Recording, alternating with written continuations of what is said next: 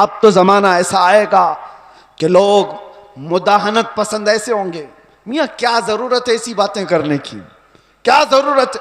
याद रखना, ये तमाम मसलहत पसंदी को मैंने दूसरे मुल्कों में देखा है। सऊदी अरब के कई ऐसे इलाके जिन्होंने अपने बच्चों को मॉडर्नाइज करने के लिए ऑस्ट्रेलिया में, अमेरिका में बचपन से पढ़ाया, और वो बच्चे जहां से इस्लाम फैला है वापस आए हैं तो पूछते हैं हु इज द मोहम्मद किसका नाम है, कौन है? मुआज़ल्लाह रब्बिल आलमीन। अगर इसी अंदाज से जिंदगी जीने का सलीका रहा तो बच्चे यही सब चीजें सवाल करेंगे। इसीलिए मेरे मुस्तफा करीम सल्लल्लाहु अलैहि वसल्लम ने फरमाया था, अल्लिमू औलादकुम सलास खिसालिन, अपनी औलाद को 3 चीजों सिखा करके जाना। हुब्ब नबीकुम, सबसे पहली चीज अपने नबी की मोहब्बत सिखाओ, और दूसरे नंबर पर मेरे आका फरमाते हैं वह हुब्ब अहली बैतिही, हुजूर के अहले बैत की मोहब्बत सिखाओ, वह तिलावत अल कुरान अल करीम, तीसरी चीज ये कि हर बच्चे को कुरान की तिलावत सिखा के जाओ। एक बाप की तरफ से अपने बच्चे को दिया गए ये 3 चीजें दुनिया की सबसे बड़ी नेमत है, सबसे बड़ा तोहफा है, सबसे बड़ा हदिया है। इसीलिए मेरे अजीजों, बार बार हम हर स्टेज से ये अलल ऐलान तुम्हें पुकार पुकार कर कहते हैं, हुजूर पाक सल्लल्लाहु ताला अलैहि वसल्लम के नाम पर कोई समझौता ना करो, कोई मसलहत पसंदी ना करो, कोई दबाव, कोई समझौता नहीं। जो जान मांगो तो जान दे दें, जो माल मांगो तो माल दे दें, मगर ये हमसे कभी ना होगा नबी का जाहो जलाल दे दें। जब तक ये सिफत तुम्हारे अंदर बाकी रहेगी, इंशाअल्लाह कोई कौम तुमको सफ़ह हस्ती से मुकम्मल मिटा ना सकेगी, नहीं होगा।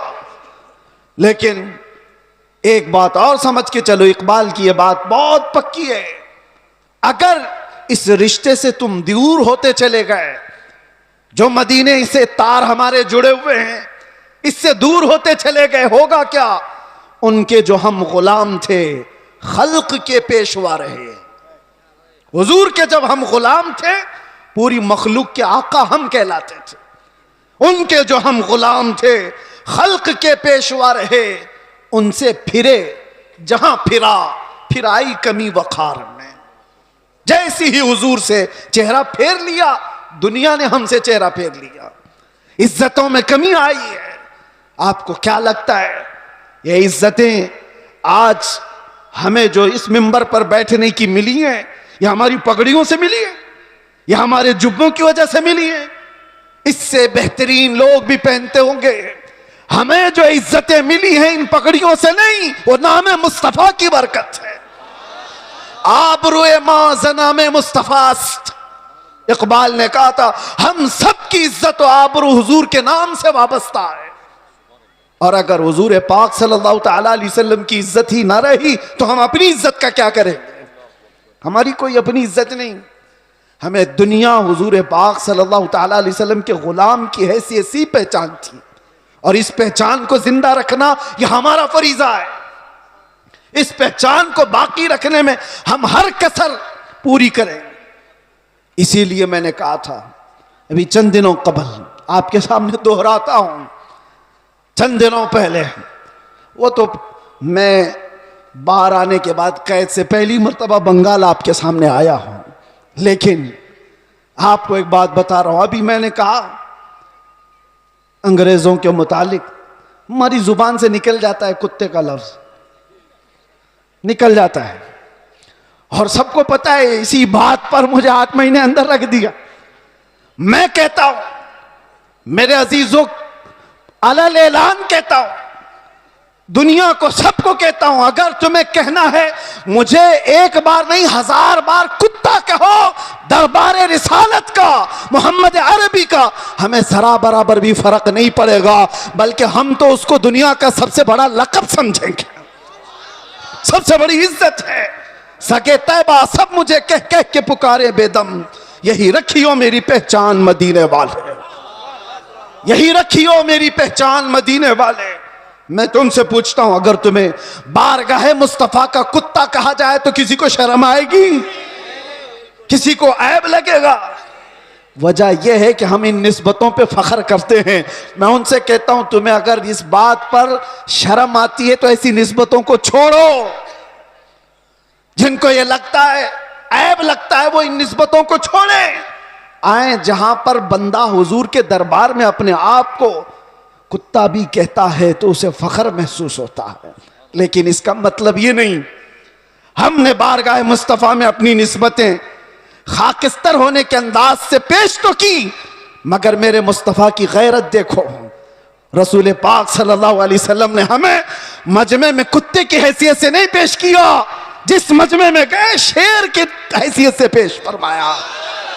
ये सिर्फ हमारे लिए नहीं है, जो भी बारगाह मुस्तफ़ा की निस्बत पर फख्र करता है दुनिया उसे हल्के में नहीं लेगी, फिर अल्लाह तबारक व तआला उसकी इज्जतें बढ़ा देता है।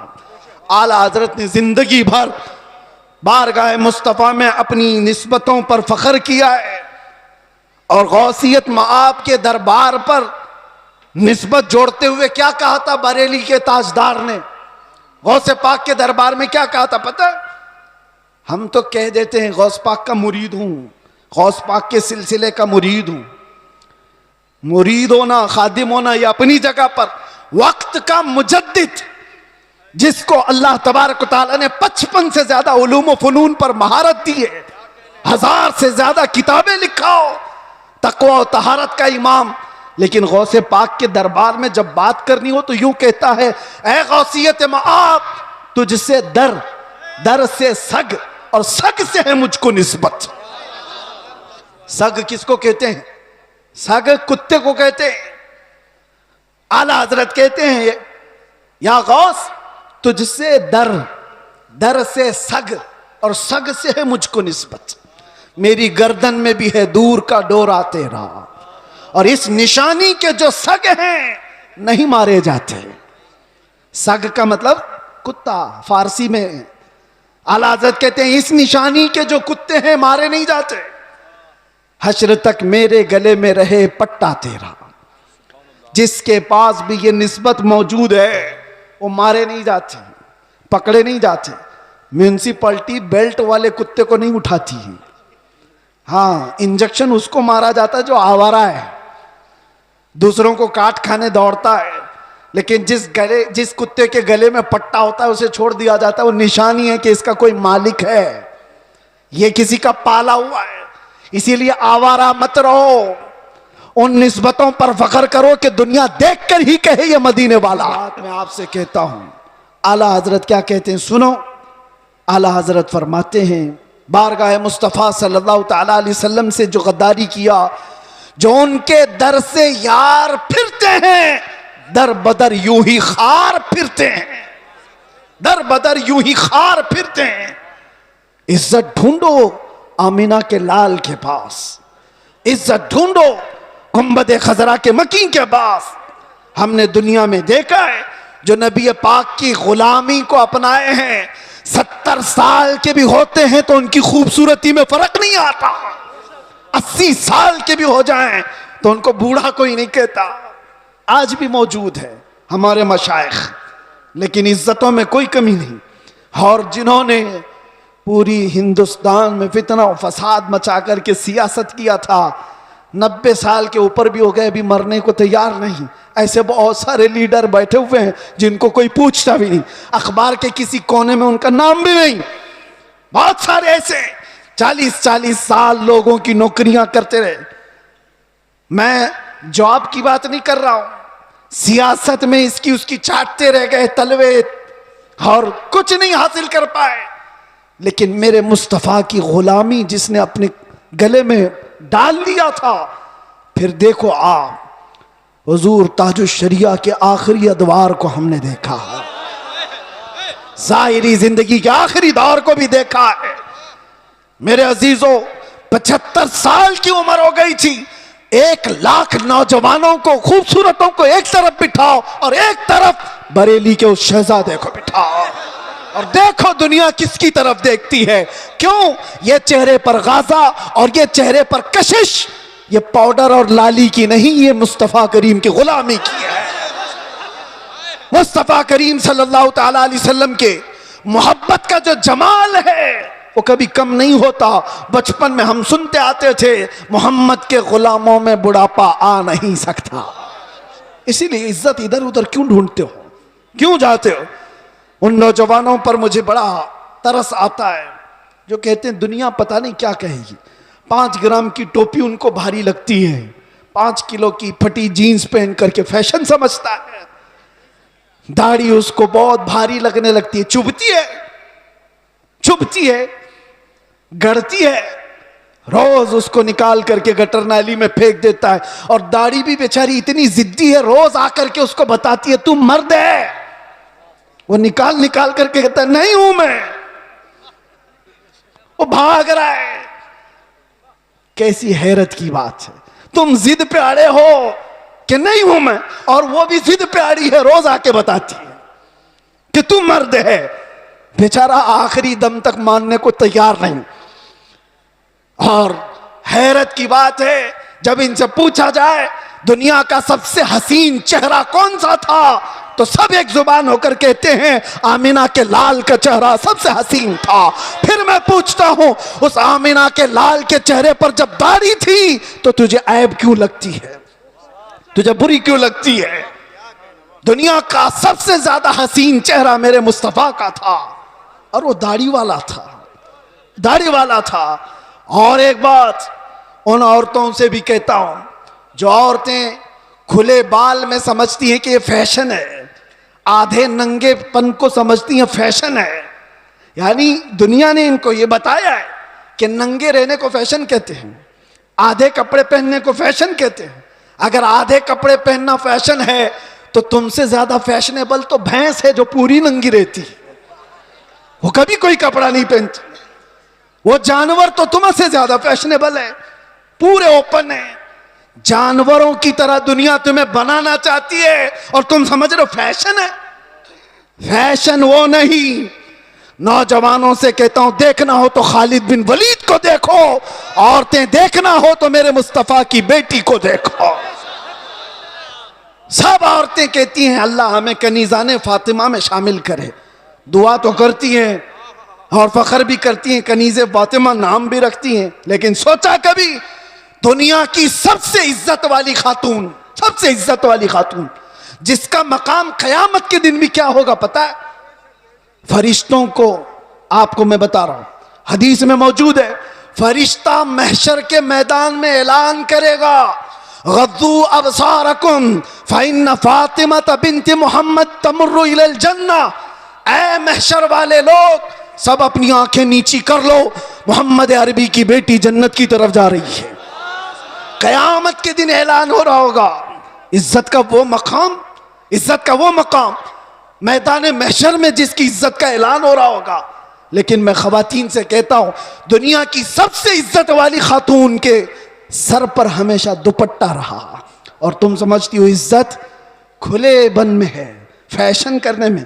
फैशन वो है ही नहीं, हम उसको फैशन नहीं समझते। वो जानवरों वाली जिंदगी है जो औरतों को नंगा करके हवस के पुजारियों के सामने लाकर खड़ा किया जाता है। औरत को इन लोगों ने तमाशा बनाया हुआ है, औरत को दुनिया ने आज आलयकार बनाया हुआ है, अपनी हवस का निशाना है। क्यों? क्या इज्जत वाले लोग अपनी बेटियों को इस तरह से रखना चाहते हैं? वो दूसरों की बेटियों को नंगा देखना चाहते हैं, अपनी बीवी को और अपनी बेटी को नहीं, दूसरों की बेटियों को नंगा देखना चाहती है दुनिया। इसलिए मेरे अजीजों दुनिया के प्रोपेगंडे पर न जाओ, इज्जत तुम्हें मेरे मुस्तफ़ा के कदमों में मिलेगी।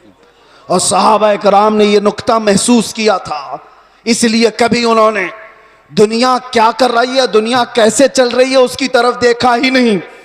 वो पैबंद लगे कपड़ों में भी जाते थे तो बादशाह भी खड़े हो जाया करते थे, वो बगैर चप्पल के भी जाते थे तो पूरे इलाके फतह करके लौटते थे। उन्होंने कभी उन तमाम चीजों में इज्जतें नहीं ढूंढी। एक साहबी हज़रत नौमान एक मुल्क में सफीर बन करके गए थे मेरे मुस्तफ़ा के। सफीर समझते हो ना, एम्बेसडर, कासिद। और जब हुजूर पाक के सफीर बन करके ये सहाबी गए तो जिस मुल्क के बादशाह के पास ये जा रहे थे उस बादशाह ने बहुत सुन रखा था, चर्चा सुन लिया था। अरब के इनकलाब का, मेरे मुस्तफ़ा सल्लल्लाहु अलैहि वसल्लम के दीवानों के हुजूम का। तो उसने क्या किया? इंतजामात किया, तैयारियां की, कालीन बिछाया। रेड कारपेट आज भी किसी के लिए बिछाया जाता है, रेशम का कालीन बिछाया, सोने से कलाई की हुई कुर्सी लगा दिया कि मोहम्मद अरबी का सफीर आ रहा है। बादशाह खुद मुसलमान नहीं था, लेकिन इज्जत कर रहा था। हजरत नौमान जिस वक्त वहां पहुंचते हैं, देखा उनका इंतजाम ये रेशम के कालीन से है। आपने ठोकर मार करके रेशम के कालीन को अलग कर दिया, जमीन पर चलने लगे। बादशाह भी देख रहा था, और जब कुर्सी पर बैठने का वक्त आया, सोने से कलाई की हुई कुर्सी है, आपने कहा इसको हटाओ, आम सी कुर्सी लाओ, उस पर मैं बैठूंगा। बादशाह ने देखा और कहा कि ये लोग इतना घमंड करते, इतना एटीट्यूड है इनको, हमारी चीजें इस्तेमाल नहीं करेंगे। हजरत नौमान ने बताया, ना घमंड ना तकब्बुर, यह हमारा गुरूर नहीं है। मैंने इसलिए ये दोनों चीजें इस्तेमाल नहीं की कि मेरे मुस्तफ़ा की शरीयत में रेशम का इस्तेमाल मर्द के लिए हराम है और सोने का इस्तेमाल भी मर्द के लिए हराम है, मैं इसको इस्तेमाल नहीं करूं। लोग तो ये समझ लेंगे दुनिया का कानून है, इनकी इज्जतों का तरीका है, मिल मिल आपके लिए कर लेना चाहिए ना। वो सहाबी थे और उन्होंने ये दो चीजों को टुकराया। तो किसी ने कहा वो तो तुम्हारे रसूल मदीने में बैठे, तुम तो सैकड़ों मील दूर यहां हो। उस सहाबी ने गरज कर कहा था, मुसलमान सिर्फ मदीने में मुसलमान नहीं होता, दुनिया के हर चप्पे में रहे अपने मुस्तफा का वफादार होता है।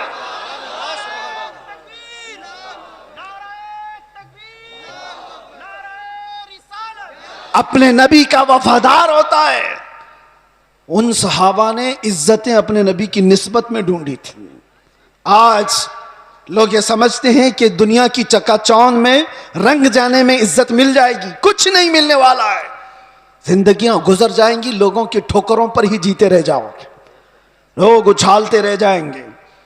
हाँ, नबी पाक सल्लल्लाहु ताला अलैहि वसल्लम से वफादारी और उनकी मोहब्बत में जो इज्जत है, मैं कहता हूं चंद तकलीफें तो आ सकती हैं, लेकिन कल्ब का जो सुकून है वो दुनिया की झोलियों में कभी नहीं मिलेगा। अल्हम्दुलिल्लाह हमने ये चीज महसूस भी किया है। दुनिया जिस तरह भी तकलीफ देने की बात करती हो, लेकिन मुस्तफ़ा करीम की याद हमें सुकून बख्श देती है, उनकी यादें हमें दिल की तमानीनत अता कर देती हैं। आ जाओ ऐ मेरे सुन्नी मुसलमानों, आला हजरत की उस बात पर हम जमा हो जाते हैं जिसमें उन्होंने कहा था, आज ले उनकी पनाह, आज मदद मांग उनसे, कल न मानेंगे कयामत में अगर मान गया, उन्हें जाना उन्हें माना, न रखा गैर से का, लिल्लाहिल हम्द मैं दुनिया से मुसलमान गया। सारे टेंशन, सारे डिप्रेशन का एक ही इलाज है, किसको किसको राजी करोगे, एक को राजी करोगे दूसरा नाराज। दुनिया यही है, इसीलिए आओ, सबको राजी कर भी ना पाओगे, जिंदगियां खत्म हो जाएंगी। इसीलिए आला हजरत कहते हैं सारे टेंशन, सारे डिप्रेशन का एक ही इलाज है, उन्हें जाना उन्हें माना, ना रखा गैर से काम, लिल्लाहिल हम्द मैं दुनिया से मुसलमान गया। अपने आप को बारगाह मुस्तफ़ा के हवाले करो। बमुस्तफ़ा बरसा खैश के दी हम ऊस्त, गर्ब उन रसीदी तमाम बुल हबीस। ये इकबाल कहता है, अपने आप को नबी के कदमों तक पहुंचा दे, इसी का नाम दीन है। और अगर तू वहां तक नहीं पहुंचा तो जिंदगी अबू लहब की तरह है, जिंदगी अबू लहब की तरह है। ऐ नौजवानों, नबी पाक सल्लल्लाहु ताला अलैहि वसल्लम से वफादारी का मतलब क्या है? वफादारी किसको कहते हैं? अभी मैं कहूंगा तो नारे जोर से लगाओगे, ये वफादारी है। और फिर एक डंडा पड़े तो सारे भाग जाएं, ये वफादारी है। वफादारी ये नहीं, वफादारी तूफानों में भी खड़े रहे, आंधियों में भी खड़े रहे और शरीयत मुस्तफ़ा को आंच आने ना दे, शरीयत मुस्तफ़ा पर अपने अमल के जरिए से उसको मजबूती अता करे, ये वफादारी है। मिसाल के तौर पर, मैं अगर किसी को कोई चीज दे करके जाता हूं, एक कपड़ा ही सही, मोहब्बत का तकाजा तो यह है कि लोग उसको संभाल कर रखेंगे, सही बात है। मैं अगर अपना अमामा किसी को दे दूं, 4 लोगों को, और मैं कहूं कि इसको संभालो, तुम्हारी अगर मोहब्बत है तो इस चीज को संभाल कर रखोगे। लेकिन वक्त ऐसा आया कि सारी जगहों पर बोलते तो घूम रहे, हमारे पास ये है, हमारे पास अमामा है, हमारे पास कपड़ा है, लेकिन पूछा गया है कहां? पता चला किसी गटर में रखा हुआ है, किसी कीचड़ में है, किसी मट्टी में है, कहीं पड़ा हुआ है। बस जुबानों पर है कि हमारे पास है। बिला तशबीह बिला तमसील, दीने मुस्तफा के साथ हमने यही किया हुआ है। फख्र तो करते हैं कि हम मुसलमान हैं, इस्लाम हमारे पास है। कहां है वो इस्लाम? ना औरतों पे नजर आ रहा है, ना बच्चियों पे नजर आ रहा है, ना शादियों में नजर आ रहा है। वो इस्लाम है का जुबानों पर। वफादारी इसको नहीं कहते। वफादारी ये है कि तुम्हारे जिस्म पर इस्लाम नजर आए, तुम्हारे अमल में इस्लाम नजर आए, तुम्हारे अखलाक में इस्लाम नजर आए, तुम्हारे बोल चाल में, तुम्हारे तरीके कार में इस्लाम नजर आए। मस्जिदों में क्यों नहीं नजर आता? फजर में क्यों गायब हो सारे के सारे? इस्लाम कहां है? मेरे अजीजों, नारा लगाना ये दुनिया का सबसे आसान काम है। ये शहादत कहे उल्फत में है कदम रखना, लोग आसान समझते हैं मुसलमान होना। और इसीलिए मेरे आका सल्लल्लाहु अलैहि वसल्लम ने एक सहाबी से फरमाया था, हम तो छोड़ो, हम तो बहुत निकम्मे लोग हैं, बहुत दूर के हैं। वो सहाबा थे जो दुनिया के सबसे अच्छे लोग थे। एक सहाबी ने आकर के हुजूर से इतना कहा था, वल्लाही इन्नी ला उहिब्बक या रसूल अल्लाह, कसम खुदा की है अल्लाह के रसूल, मैं आपसे बहुत मोहब्बत करता हूं। हुजूर ने क्या फरमाया जानते हो? उन्जुर मादा तकूल, सोच के बोल क्या कह रहा है। हम तो आसानी से कहते ना, या रसूल अल्लाह आपसे हम प्यार करते, मोहब्बत करते। सहाबी ने जब ये कहा था, हुजूर फरमाते सोच के बोल क्या कह रहा है। उन्होंने दूसरी बार कहा, कसम खुदा की या रसूल अल्लाह मैं बहुत मोहब्बत करता हूं। हुजूर ने फिर कहा, सोच समझ करके बोल। तीसरी बार उन्होंने कहा, कसम खुदा की या रसूल अल्लाह मैं आपसे मोहब्बत करता हूं।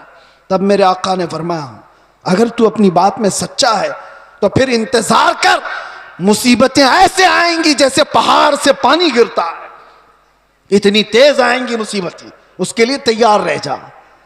तो ये सहाबी को हुजूर ने फरमाया है, जब हम बारगाह मुस्तफा में अपनी मोहब्बत का इजहार करते हैं तो दुनिया नोच खाने के लिए दौड़ती है। ये सारे जो मामलात हमारे साथ होते हैं यूं ही नहीं होते। मसलहत की बातें करो, कोई हमसे नहीं पूछेगा। आप ये वलवला अंगेज बातें, जज्बात की बातें ना करो, कोई नहीं पूछेगा। तबलीगी जमात को तो इजराइल में भी एंट्री है, उनके लिए कोई खतरा नहीं, कुछ नहीं।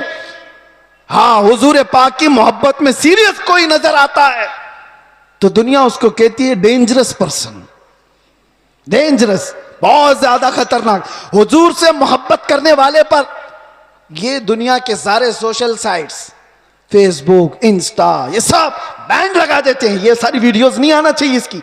हुजूर की मोहब्बत की बात करता है और सीरियस करता है। पता ये चला मेरे अजीजों, असल ईमान यही है जिससे दुनिया को खौफ है। लेकिन आपको मैं ये कहता हूं, नबी पाक सल्लल्लाहु ताला अलैहि वसल्लम की इस मोहब्बत का इजहार करने के बाद आप पर चाहे जितनी भी मुसीबतें आए, जमे रहोगे, डटे रहोगे, तो रब फरमाता है ततनज़्ज़लु अलैहिमुल मलाइका, तुम पर अल्लाह के फरिश्ते उतारे जाएंगे। वो ये कहते हुए आएंगे, ला तखाफू व ला तहज़नू, घबराओ मत, डरो मत, अनकरीब अल्लाह ने जिस जन्नत का वादा किया है वो जन्नत तुम्हारे इंतजार में, डरो मत, घबराओ मत। इसीलिए मेरा आखिरी ये मैसेज है सबको कि मुस्तफ़ा करीम सल्लल्लाहु ताला अलैहि वसल्लम के दरबार में अपने आप को सुपुर्द करने का मतलब ये, उनकी शरीयत ताहरा को जिंदा रखो। हालात इतने पेचीदा होते चले जा रहे हैं, दुनिया की सबकी नजरें तुम्हारी तरफ है, तुम्हारे अखलाक की तरफ, तुम्हारे किरदार की तरफ। और याद रखना, मैं आज इजहार भी कर देता हूँ, इजहार भी कर देता हूँ, मोहब्बत मुस्तफ़ा का मतलब ये नहीं है कि किसी जगह अपने आप को बम बांध करके ब्लास्ट कर ले। ये सुन्नियों का शिवा नहीं, ये आशिक रसूल का शिवा नहीं है। आशिक रसूल खुले मैदान में बात करता है, खुले मैदान में बात करता है। ये तमाम चीजें जो हरकतें हिंदुस्तान की सरजमीन पर हो या दुनिया की किसी सरजमीन पर, आतंकवाद जिसको कहा जाए, दहशतगर्द जिसको कहा जाए, टेररिज्म जिसको कहा जाए, इश्क़ मुस्तफ़ा से उसका राई के दाने के बराबर भी ताल्लुक नहीं होता। हम ऐसे लोगों को नहीं जानते, ऐसे लोगों को नहीं मानते। और नौजवानों, ऐसा कभी कोई बहकाए तो कान खड़े कर लेना तवज्जो से, क्या अपने आप को हिलाकत में डालना कुरान कभी इसकी इजाजत नहीं देता। और ना हक किसी ऐसे आम आदमी की जान लेना, यह तो बहुत दूर की बात है।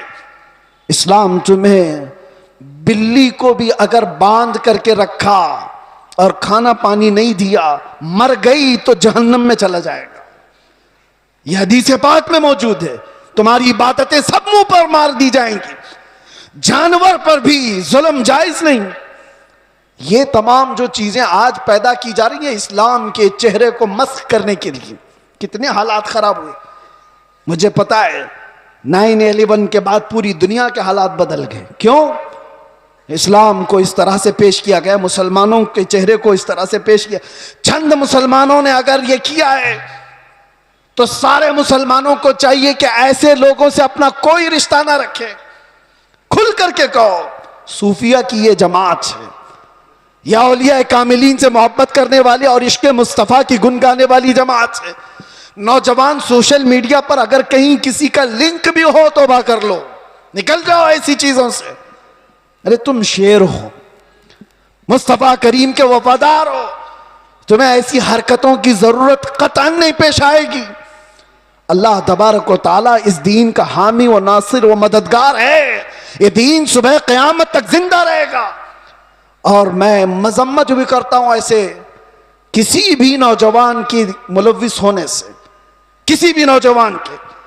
और मैं आस पास सारे लोगों को तंबीह करता हूं सोशल मीडिया के जरिए से, कुछ ऐसी जमातें जो नौजवानों को भड़का करके, नौजवानों को दीन के नाम पर और भी बहुत सारे ऐसे जज्बाती नाम पर उनको उभारती हैं, कई जगह पर उनको ले जाती हैं। ये सारी जमातें पड़ोस मुल्क से अपना काम कर रही हैं और हिंदुस्तान में क्या पूरी दुनिया में अपने नसें फैलाई हुई हैं। इसलिए यह तंबीहन जरूरी है हर नौजवान को। सोशल मीडिया का भी इस्तेमाल करो तो बहुत सोच समझ करके, किसी के हत्थे मत चढ़ जाना, किसी ऐसे के हत्थे मत चढ़ जाना जो तुम्हारे जज्बात का इस्तेमाल करके तुमसे ऐसे काम करवा दे जो पूरी उम्मत मुस्लिमा के लिए खतरा बन जाए, पूरे इस्लाम के लिए खतरा बन जाए। आज हर मुसलमान के लिए, ये सारे टोपीदारी वालों के लिए कितना खतरा है, कितनी मुश्किलात है। आपको पता है न्यूयॉर्क में आज से 25 साल पहले जब ऐसे हमले हुए थे तो कई साल तक वहां रहने वाले मुसलमानों को कितनी तकलीफें उठानी पड़ी थी, कितनी तकलीफें। और कई मर्तबा ऐसा भी हुआ कि एक चीज है एक्सट्रीमिज्म, ये जो शिद्दत पसंदी है वो दूसरी शिद्दत पसंदी को जन्म देती है। एक तरफ से शिद्दत हो तो दूसरी तरफ की भी शिद्दत को वो जन्म देती है।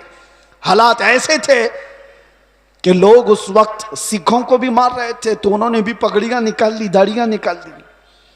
मुसलमानों के साथ भी ये मामला था। चंद लोगों की वजह से पूरी उम्मत मुस्लिमा खतरे में है। क्यों ऐसा कोई नौजवान करे? न खुद का भला, न दीन का भला, न देश का भला, किसी का भला नहीं सिवाय नुकसान के। इसलिए नौजवानों, इन हालात में कभी भी अपने व्हाट्सएप का इस्तेमाल, अपने फेसबुक का इस्तेमाल, अपने इंस्टा का इस्तेमाल, ये सारे जाल हैं। तुम्हारे स्टेटस का इस्तेमाल कभी ऐसी चीजों में हरगिज ना करो।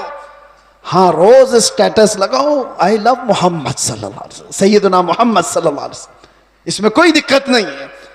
अपने नबी पाक से इश्क का इजहार रोज सुबह शाम करो, इसमें कोई दिक्कत नहीं है। अपने दीन इस्लाम की अच्छी बातों को नशर इशात करो, ये बहुत खूब बात है। लेकिन कुछ ऐसी गतिविधियों के साथ तुम जुड़े रहोगे तो खुद को भी खतरे में डालोगे, खानदान को भी और कौम को भी, पूरी उम्मत को भी। और अल्लाह कुरान में फरमाता वला तुल्कू बिअयदीकुम इला तहलुका, अपने आप को हिलाकत में हरगिज मत डालना।